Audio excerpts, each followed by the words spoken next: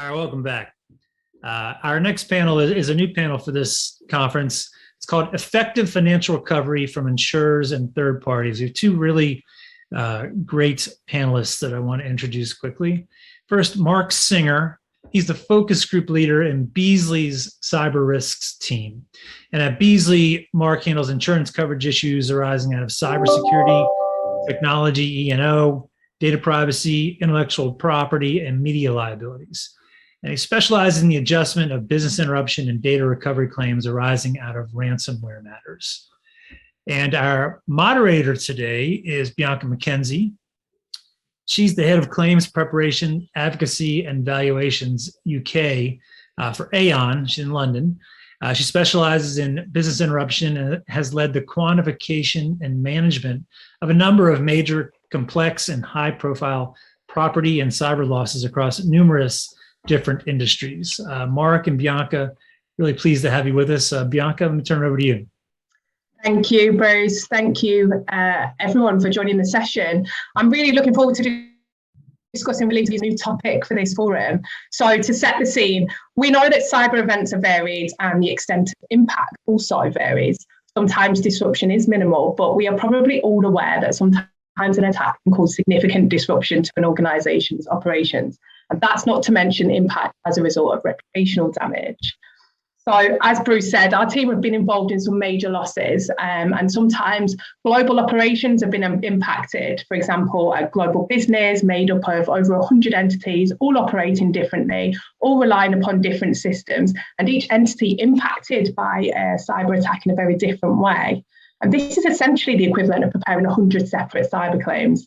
Compare this to a property claim, say a fire at a single manufacturing site, and it really highlights just how complex cyber claims can be. To analyse, to quantify, to prepare, and to ultimately manage through to successful recovery. There's a lot involved and a lot of parties involved in the process, and that's in addition to those involved in the actual business recovery.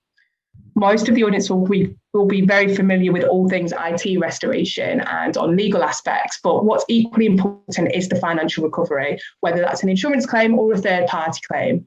It should be a priority work stream. One last point I'd like to make here is that an incident doesn't automatically equal valid claim, or what we would refer to in insurance as policy engagement. And a lot of work needs to be done to achieve full settlement once a policy is indeed engaged, which Mark can attest to, I'm sure.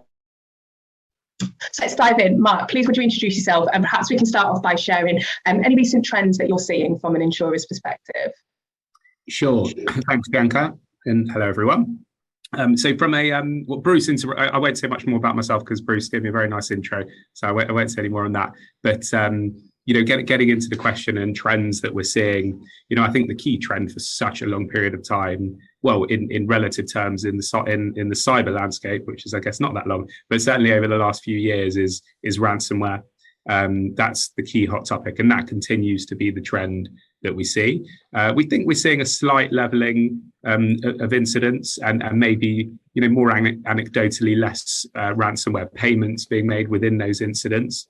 I think a few reasons for that in terms of the sort of leveling of volume. I think it's you know, tied to underwriting actions. I think we're seeing that across the market. I think many access to cyber insurance is a little bit more difficult this year than it was a year or two ago.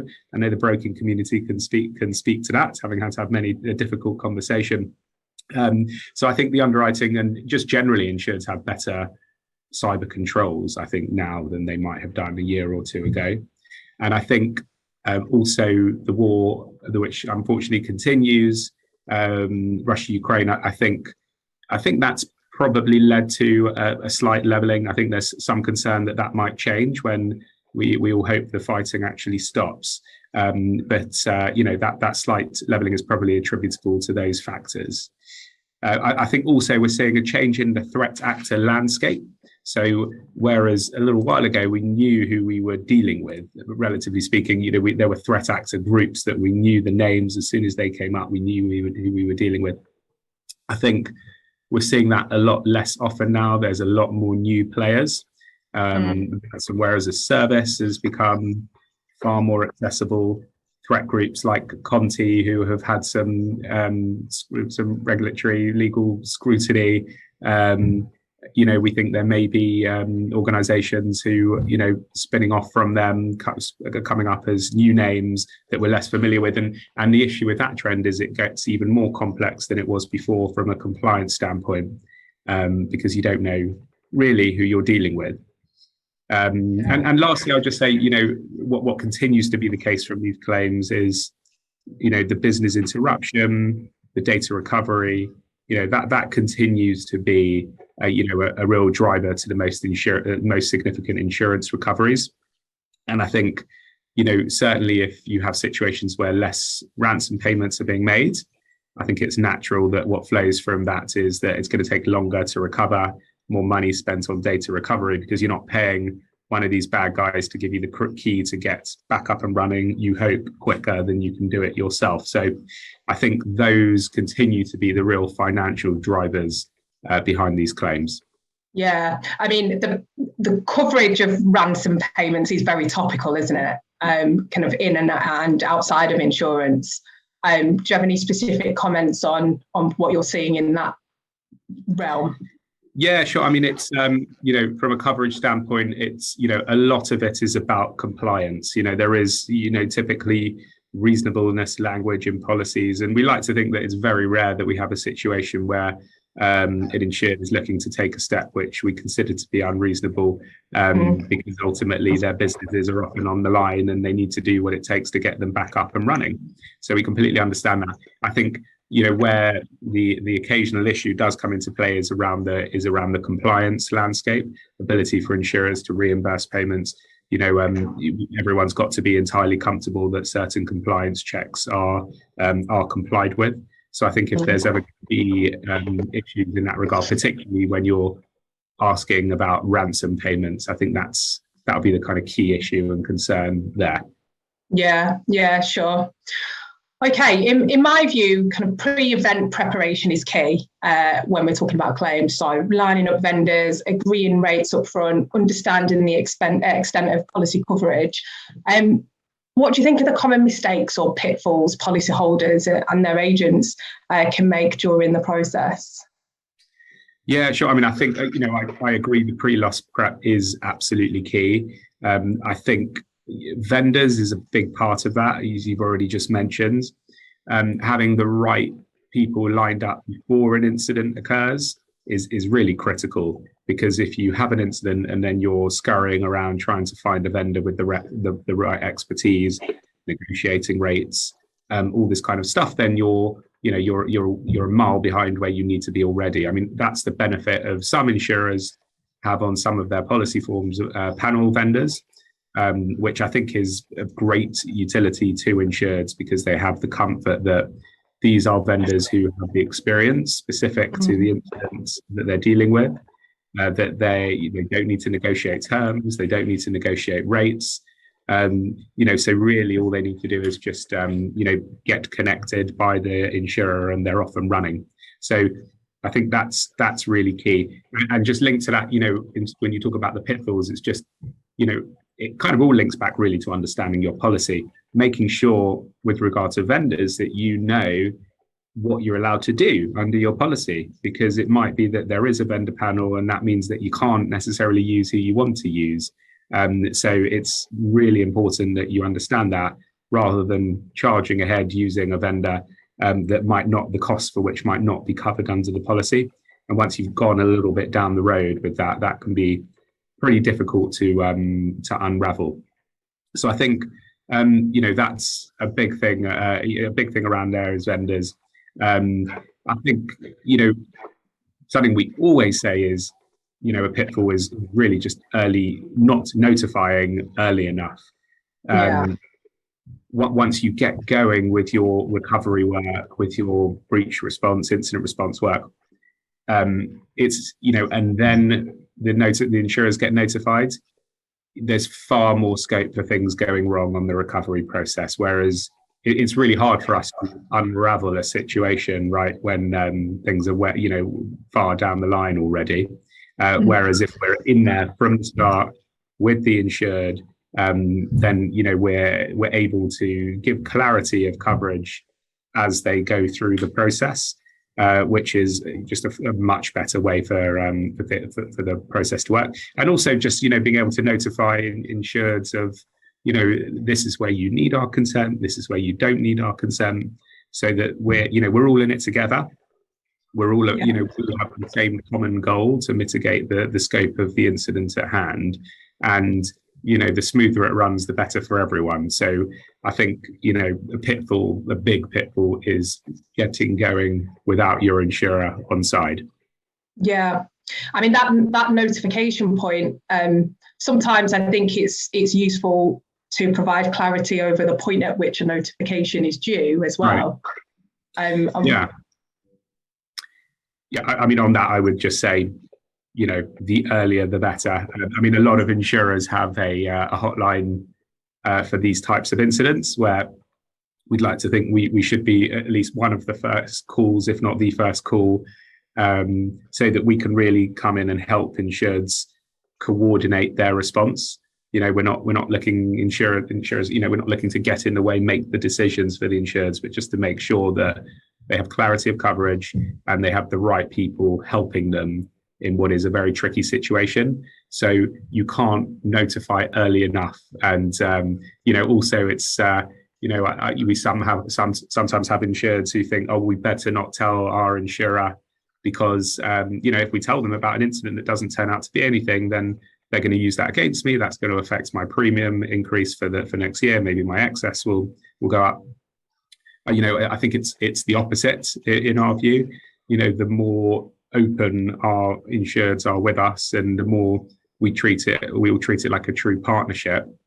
The more trust that we have in each other, and the more we understand the way the business works, and the more we can get from the relationship. So, if anything, I would say over communication is what we'd encourage, rather than ever brushing anything under the carpet and having to reporting it only if you feel you absolutely need to. You can't do yourself harm by notifying nice and early.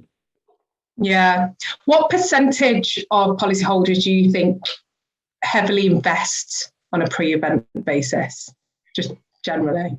Yeah, good question. Definitely that I'm not going to give you a percentage because it would be completely plucked out of the sky. But what I will say is certainly in the last year or so, that percentage has definitely gone up significantly. Whereas when I joined Beazley around 4 years ago, and there were incidents occurring where it was clear that very little consideration had been given to the process before an event occurred. I think there's certain, as I mentioned earlier, there are certain requirements now at the very start, just in order to have access to coverage. So there are forced steps that insureds have to take if they want to actually have the coverage available to them. So I think that's one part of it. And another part of it is just, even a few years ago, this was not nearly as big an issue with a spotlight on it as it is today. It wasn't a day-to-day boardroom issue. It didn't have the attention of all the full C-suite at large corporations. So it's now it does. Now it is top of the agenda. It's something spoken about at the highest level in all organizations. So I think because it's got that level of attention now, because the risk has gone up so significantly over the past few years, I think it's insurers are spending more time thinking about it in advance. Yeah, I mean, and even that attention is kind of tenfold in a live event scenario as well. So definitely agree with you there. So what we do is we look to support clients both operationally and financially from a recovery standpoint. And in financial recovery is understanding kind of the impact of that has had on the operations from, if an event has impacted sales, for example. So we work with clients to quantify that impact and to present a robust claim for insurance with consideration. In your view, what difference does it make when a policyholder has a well-presented claim versus one that doesn't? Just in relation to the assessment of the claim itself. Yeah, I mean, it makes a huge difference. Typically we see this in the, looking at business interruption is where it's most key also in data recovery, but even more so in business interruption, because it's a technical accountancy exercise. So we strongly encourage insureds to engage the services of a forensic accountant from outside their business. We even provide cover for that under the terms of our policy. And we want insureds to spend that money because we really see the benefit of that. It's quite niche work. This is cyber business interruption especially is not so straightforward. And it takes someone with real experience to present a loss in the right way. It makes a big difference down the other side. If we get a loss presentation from an insured without the influence of an external forensic accountant, I can't say this is the case every time, but a lot of the time, what happens is we have to go back with a lot of questions, a lot of requests for documents, which otherwise would have been provided at the first time of asking. And also we just get off to a worse start because there might be some real common misconceptions that would be extinguished through someone who knows the process and knows, the nuances of this, slightly unusual landscape. So you kind of the starting point is much better where an insured's expectations are, it might not be that they, we completely see eye to eye at the first time of asking, but, we're on the same playing field at least at the start. Yeah, no, exactly. I think it is such an onerous task, and we do believe that it does expedite the whole process, as you say. And an event can be stressful for policyholders in the midst of a crisis, particularly in those early phases. And often there's many questions on policy response, and sometimes these questions can't be answered, until the forensic investigation is complete. And in some cases, that final investigation report can take some time to be produced and digested by yourself and your parties. Do you have any guidance or steps that policyholders can take in that interim period between event and policy engagement and liability assistance? Yeah, sure. I mean, it's a fair point, and these claims adjustments can take some time. I always think of a particularly ransomware claim as like the octopus of insurance claims, because there's just so many elements to it. You're kind of looking at it in 5, 6, 7 claims in one. If you pick apart the incident response phase, the business interruption, the data recovery, any third party liability that arises out of it, cyber extortion piece of it, these are all very unique elements, so they might all move at different paces. The stuff that will inevitably take longer is going to be around the business interruption data recovery. But more often than not, I certainly know from Beazley's perspective that in relation to the incident response costs, unless occasionally there is a threshold coverage issue that needs to be ironed out. Is the insured an insured? Has the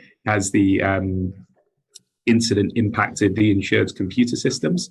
Questions like that, and I think that might be what you're edging at in terms of waiting on forensic reports. But generally speaking, those costs can be ironed out, in advance at the start, giving scope for an insured to engage with third-party vendors and get moving. So we don't tend to see much of a delay there. But I think what I'd say is that in terms of the key for it is open dialogue from the start. Some insurers, I know with us at Beazley, we like to take a very involved approach and to be, to know what's going on throughout the process so that we can make sure there's no misunderstandings along the way from the coverage side. But I would say if an insured is not hearing from their insurer, then I would suggest engaging that insurer and not just sort of waiting until they hear from them.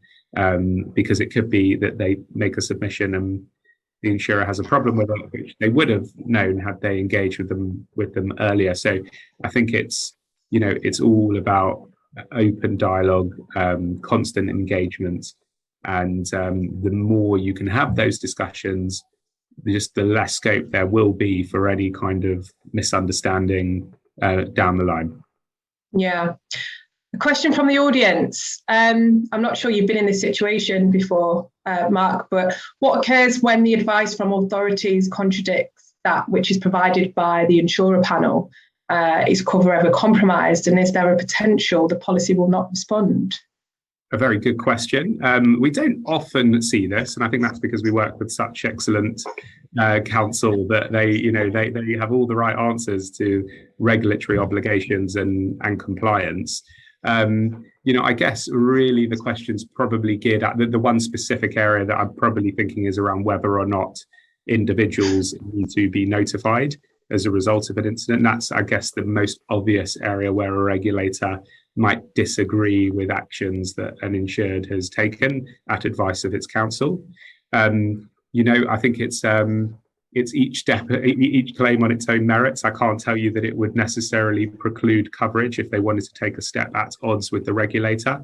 I think most insurers like to think on a commercial basis as well. Obviously, looking to what the regulators are saying, but if the regulator wants the insured to do something different from what they want to do, then that's just something that the insured's got to be speaking about with its counsel. And it's a very rare situation, I would say, that this would happen.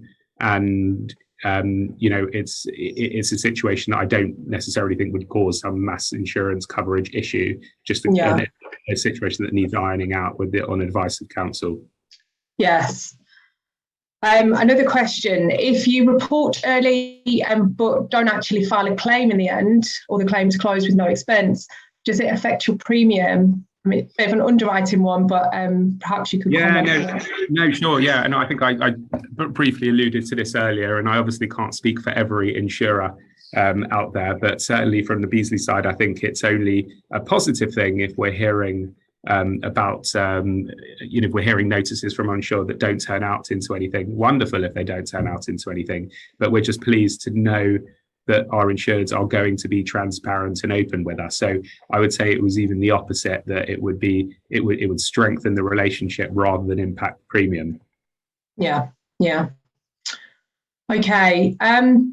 To gear up for a successful insurance recovery, I've referred to the 3 Ps in the past. So know your policy, what you're covered for, what you're not covered for, know your people, who's going to be involved within the organisation and externally, particularly from a claims perspective, if individuals haven't necessarily experienced that before. I think there is a misconception that it's just organisation and insurer, but there's a number of parties and representatives that you rely upon during the process, and then also just appreciating the process, what's involved, and that there are certain things that insurers require in order to kind of sign off on certain costs, expenses, and any losses. Do you have any other tips outside of my 3 Ps?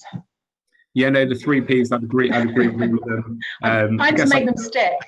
Yeah, no, they're good, and I just comes to mind now. I could add a 4th, which is probably within those, but it's preparedness. Don't be afraid to speak to your insurer before an incident occurs. We love having those conversations before an incident occurs, because putting faces to names, discussing what's going to happen if disaster does strike, can make a huge difference when an incident does occur, because everyone just knows what to do and what the process is going to be, who to pick up the phone to. So I think being prepared, doing the pre-work that we discussed earlier, test it, and just testing that process, I think is really important, because you can have something written down on paper, but that doesn't mean you're going to be able to put it into practice. So having the plan, practicing, preparing, engaging with your insurer both before and at very early stages of the incident, I think would be my biggest takeaways there.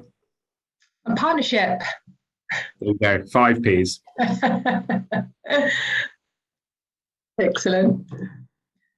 I think we can perhaps draw to a close then. Thank you very much, Mark. Really insightful, really useful, and hopefully the audience found that equally insightful and useful. And thank you very much for having us insurance folk at your forum as well, Bruce. Thank you, Mark, for joining us, and Bianca, thank you for the skilled moderating job, and well done coming up with the 4th and the 5th Ps. Very impressive. All right.